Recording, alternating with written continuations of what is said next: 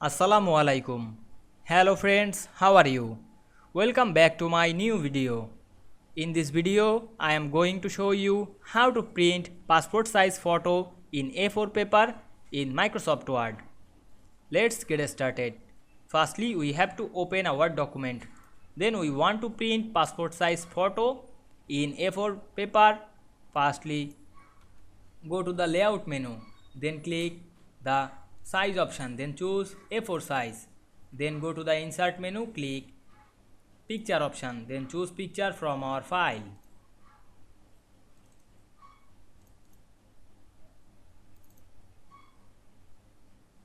Then click the picture and go to the picture format menu, then resize the picture, select the height and write 2, then select the wide, then write 2, then click the enter, then go to the again format menu, then click wrap text option, then choose in front of text, then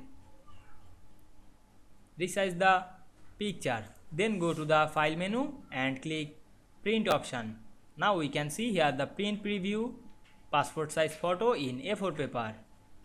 You can print this photo, click the print button. I hope you enjoyed the video. Please like, comment, share and subscribe my channel.